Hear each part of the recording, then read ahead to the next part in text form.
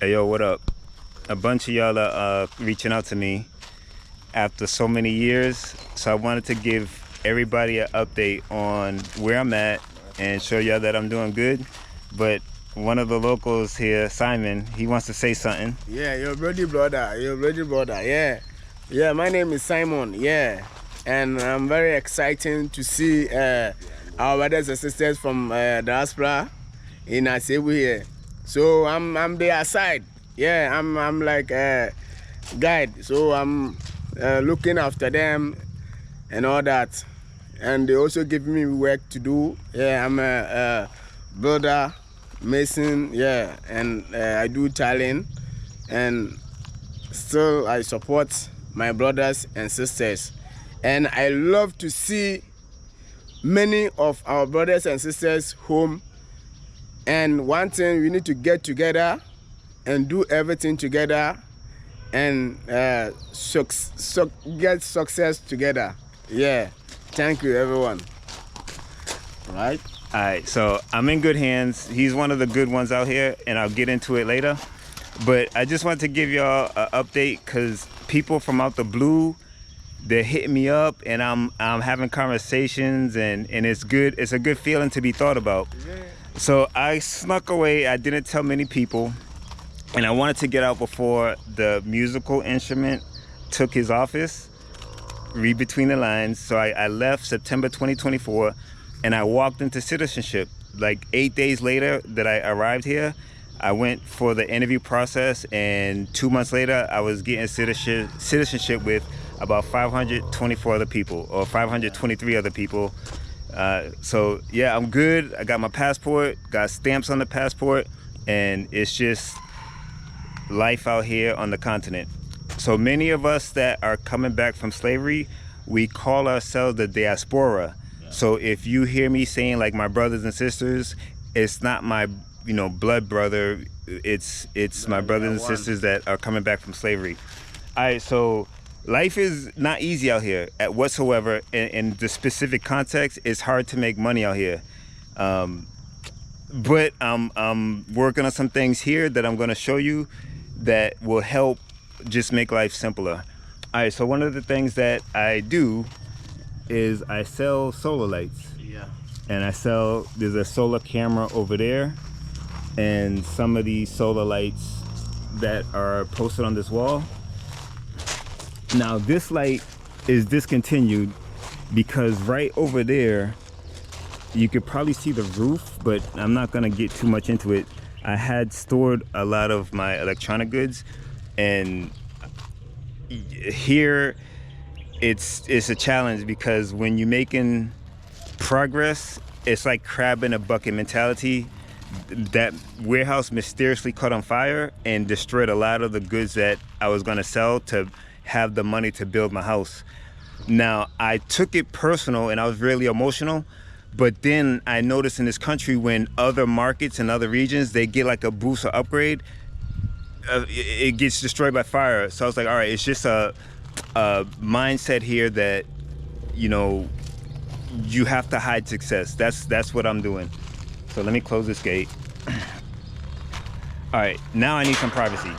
And then I'll come back, all right? Okay. All right, so I brought my truck from Texas, and my goodness, the roads are so bad that all right, go and come. The roads are so bad that it beat this truck up. Like this was from an accident in Georgia, but it beat this truck up. My goodness, I took the truck from the port, and it's about a 4.5 hour drive, drove it to this area, and then during the citizenship process, I drove it back to the big city, and we got to the place where we was gonna get they got Ghana cards. We was gonna get our Ghana card, and some guy out in the parking lot was like, hey, your transmission fluid is leaking. I was like, you sure it's not the AC? He was like, no, your transmission fluid is leaking. So I got out and looked, and I was like, golly, like the roads are just so bad. The truck hasn't been running right ever since. And it's hard to find a vehicle that doesn't have like something drawing lights on. It's just, the roads are that bad. But anyway, so now check, this is funny. I have an aftermarket intake, and I got some batteries, local batteries, and they're so big that the aftermarket intake makes the battery sit up, so the hood don't close, but it's not running running right anyway. So whatever.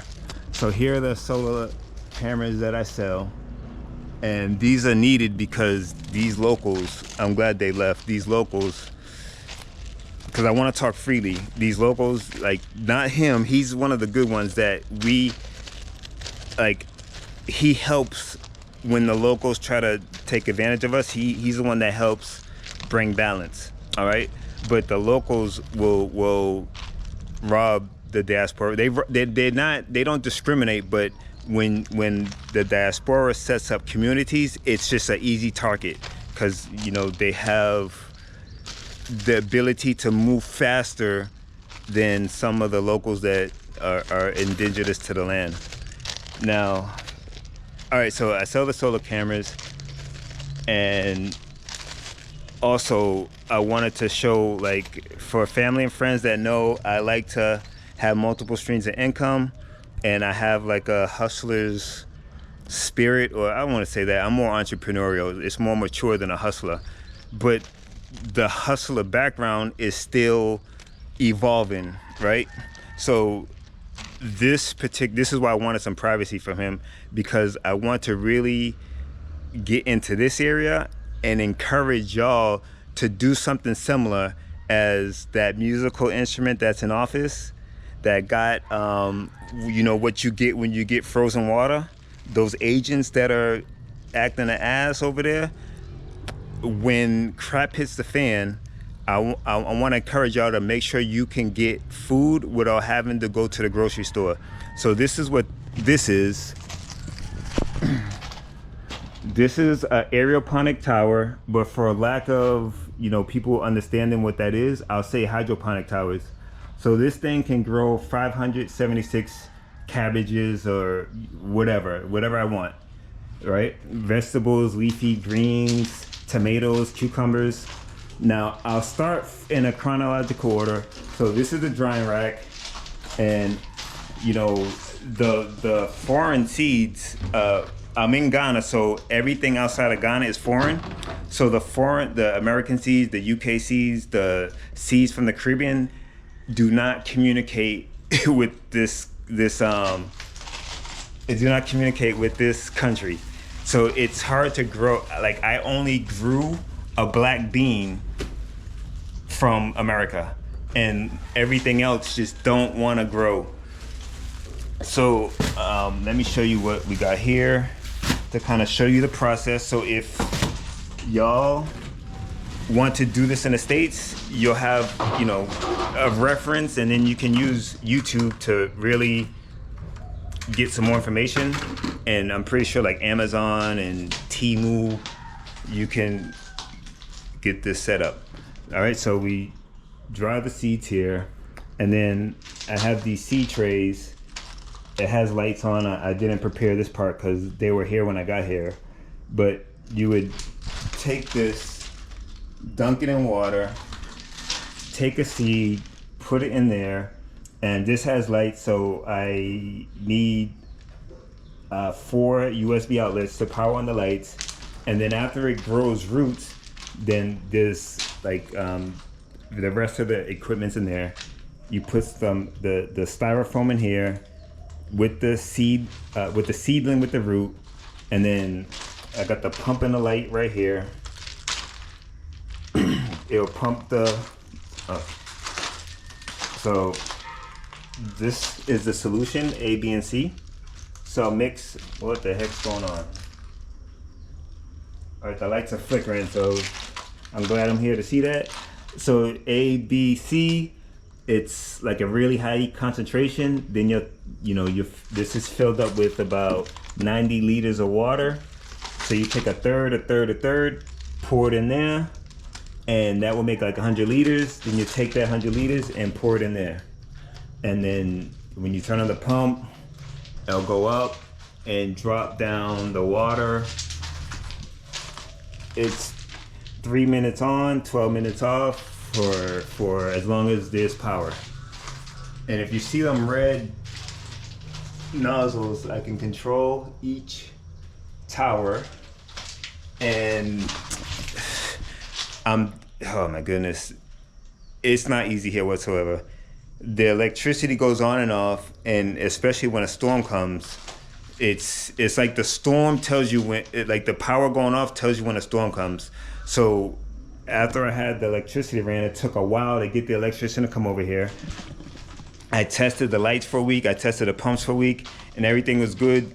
A storm, and then, you know, so I started putting these cups in, getting ready to get, you know, I had to wait for these to come in from China, but I was getting the seed ready, and then a storm came and started messing up the electricity.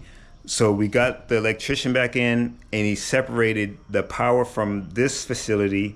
One of my diaspora brothers like owns this, and it's similar to the vision that I had for my land. Like I have land maybe 20 minutes from here in a different village, and I was fighting the land, but what he was doing is similar to what I wanted to do.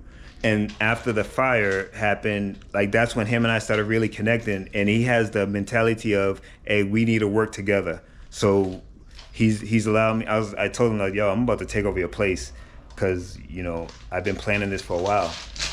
All right, so we got the electricity split. So the electricity for this place is on that breaker over there, and then my electricity is in here on a battery backup, so it doesn't matter if the lights are on and off. All right, now, so I said that to say when we got the power split and the power came back on, I turned on the lights, it worked, and I turned on the pump, and if you could see that disconnect right there, I can't zoom in, but the freaking water was spraying up, and I was like, like another problem. I think the storm started swinging the towers and disconnected the pump. So I've been dealing with so much that you're about to see that I was like, all right, I'll spend like a day, make sure every pipe is secure. I got the glue right there, and it should be good to go. Like I said, every seed that we brought in from the States besides the black bean has grown. So I said that to say another thing that I'm working on is taking the harvest and doing something with it, especially the waste.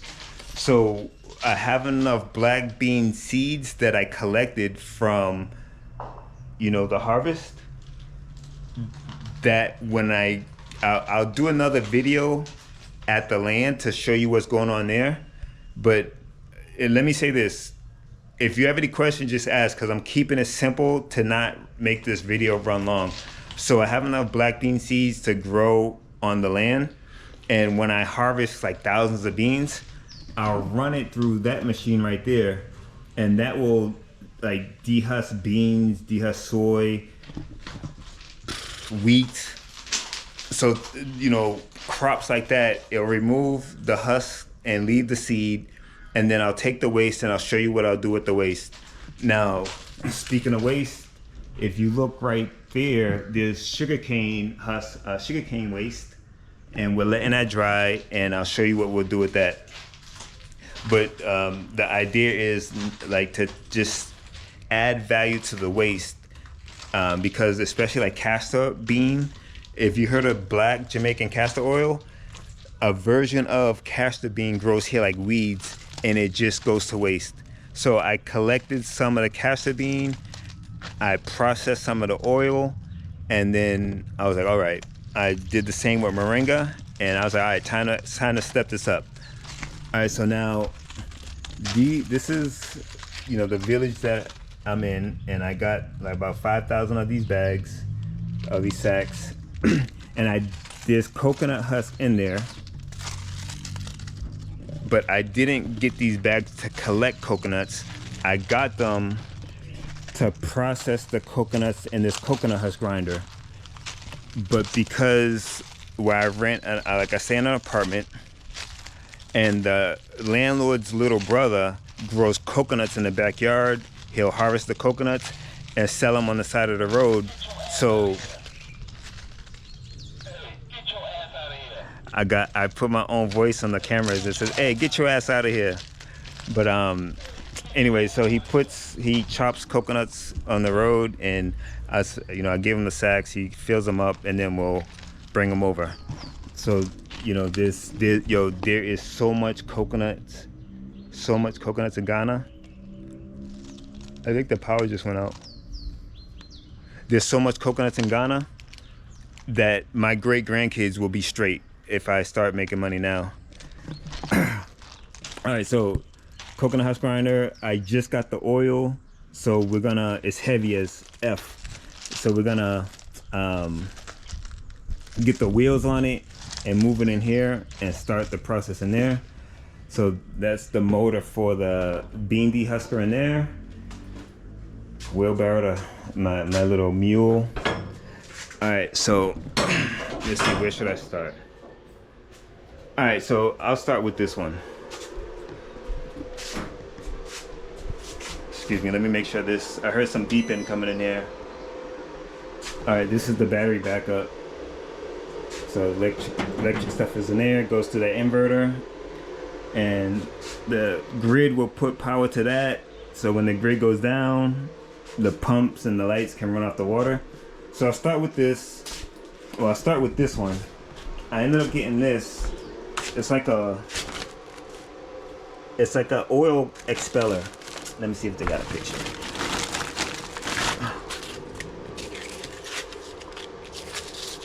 Yeah, so it's this thing right here, and you put the seeds in there, and it turn it on, and it expels the oil. And like I said, I processed some moringa oil and some castor oil, and I was like, you know what? There's so much. I got this one. This is like a 20 liter or 52 liter 20-ton press, because there's just so much that, like, I was like, I'm not gonna spend all day getting some oil and it stinks because it got some heat to it. But like, where is it at? I have some moringa seeds here, but anyways, so I'll take, sorry for flipping the camera. I don't want to talk much about the land until I go there, but when I bought the land, it had 10 orange trees, it had a bunch of cassava, but I ended up planting passion fruit, planted some guava, I planted 54 soursops, and we have more to plant. And I'm like just getting some of the stuff from China. That's another hustle. So when I'm gonna put a pause on all that what I just said and tell you how I got this connection from China. It's hot in here. Let me get out. So in 2011, I went to China and met this woman in one of my meetings, and she was exporting goods and products from China to African countries. And so I got her contact information, and I went back to China a couple more times. And when I went back the third time, I called her. I was like, "Hey, I'm in your city." She was like, "Yo, come to this party." Yes, my birthday party. Come. So I went and ended up meeting a Ghanaian couple as we was entering the party. We ended up exchanging numbers and blah blah blah. Kept in contact with her for a little while, but I can never get the Ghanaian to respond.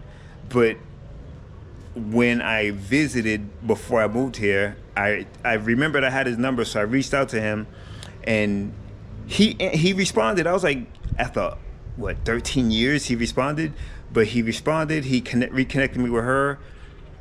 When I visited Ghana, she picked me up from the airport, put me in a hotel. She gave me some local currency so I can move around. She took, when I was in and out of the big city, but when I came in, she would take me to her business meetings and just kind of show me the ropes.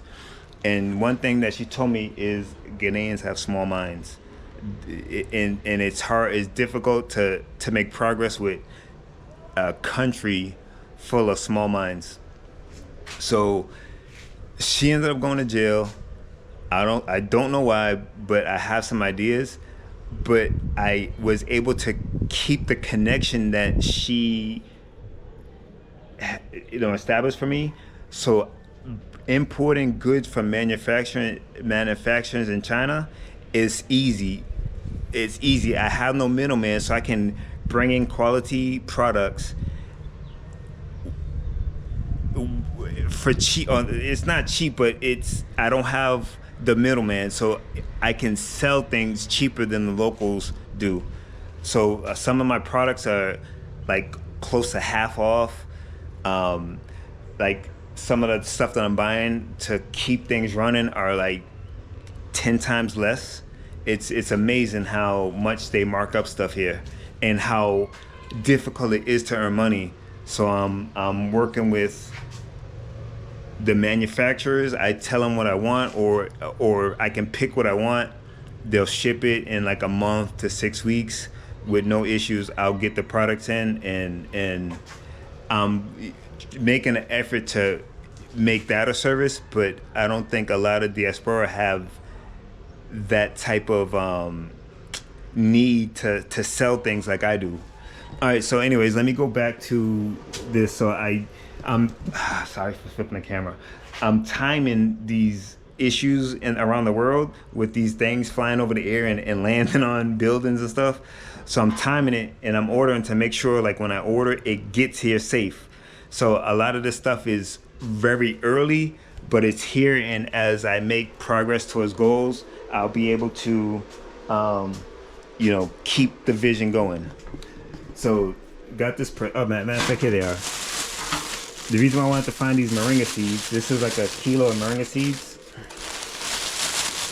and we're growing some seedlings to plant in between the sourshops. But what I wanted to show you is, if you remember the towers over there, I have the sacks with the logo, I have these bags with the logo, and then I have, and over here I have like when you go to the grocery store in the produce section, you put fruits and vegetables in those clear bags. I have those there as well. These are the electronic products. So these are lights that we sell. All right, so this makes oil. I upgraded to that, and the waste from both can be put into this. This is an animal pellet machine, so we're about to test this out soon. We got the soybeans that we're supposed to run through the first time for about 40 minutes. I just got the oil last week, and I was asking the manufacturer, would this work, and they said no, connect it directly to the breaker. So now we gotta get a bigger breaker box so we can get these machines hooked directly up to the breaker, so we don't have no issues. All right, so let me see what else. All right, the sugarcane machine. This is the sugarcane machine. We already processed this, but this the brothers that harvested, or the brothers that grow the sugarcane and brought it over here, they had one of these, so I got one. There's a brother from the diaspora that makes wine, so I called him up or text him. I was like, yo, what can you do with sugarcane juice? He's like, bring it to me and I'll figure it out. So we're gonna make some sugarcane rum or liquor, whatever it is. We just want to buzz. What else is going on? All right, we got the scale. I know one of my cousins that know how I used to grind. He's probably looking at this stuff like, yeah, I'm still like a hood hustler, but we doing right things with it. Instead of poisoning people, I'm giving some benefit to people. So we got this 500 kg scale, and we just doing what we gotta do. This is the irrigation system for the land. So it's dry season now, but it's been raining, so that's a blessing because I don't have to visit that land. It's a hassle to get to without a vehicle. So it's been raining on the soursop, and we planted some papaya, guava, like all that stuff I said, and once we get the poly tank set up for rainy season, it'll keep it full, and then when dry season comes, we'll be able to keep it watered. So here are the 5,000 sacks. So I can sell the beans out of this. I can sell the coconut husk waste. You know, whatever I have to sell and, you know, get rid of. Got the ramps for, you know, to go up and down things, and, you know, with the machines. So that's about it. Like, I can't think of anything else. Like Ghana is slow for business, so I'll be going to Nigeria soon. I don't really like to tell my business, but I'm going to Nigeria probably next week and step into the fast lane of business. There's some men out there that don't have this small mind, and we're really going to set things up like I have a direct contact, a direct channel to get things from China to Ghana. So I want to see about setting that up for Nigeria and just keep things flowing. So like, I really want to build and stay in a house that is not controlled by a small mind, because like, we're seeing people, especially successful people, they'll rent a space, do good, and then the landlord would say, you're finished, and pretty much try to duplicate what was being successful for themselves, and that person is just inconvenienced and have to do something else. So I'm like, forget, I'm not dealing with that. I don't think I can mentally have someone jeopardize my future. And this is also what I want to show you. And I'm glad they left, because I live amongst the locals. So I'm in the village, and I'm less prone to getting robbed because I'm amongst the locals, right? But I was talking to my neighbor, and she was saying that the neighbors are scared of me. I was like, why are they scared of me? She was like, oh, da da da da da. So I don't understand why, but I get it, right? So there's some things that I have that they see me walking around with. Like, when I leave my apartment, sometimes I have my shotgun, and sometimes I just have my holster on, because if they have this mentality like, what is mine is theirs, I got something for you too. But anyways, yo, that's what's going on here. I'm good. Life is simple out here, but it ain't easy to make money. But I'm good. And to be transparent, money leaves my pockets faster than it comes in. But as you can see, I'm looking to change that and keep some balance and step outside of Ghana to keep my goals and visions moving forward. All right, y'all. So I appreciate y'all reaching out. I'm out here. Like, I'm out here. Get your ass out of here. Yeah. So I'm out here. Some of y'all are telling me y'all planning to visit. Y'all been wanting to come. I'm out here. Come, let's kick it. Go to a resort. Hang out at the beach. We'll talk about it more. You have any questions? I'm trying to keep things simple. It's probably about 30 minutes now. I don't feel like editing, but if you have any questions, just leave it to where I can read it, and then I'll do like a follow-up video based on the questions. Later, y'all.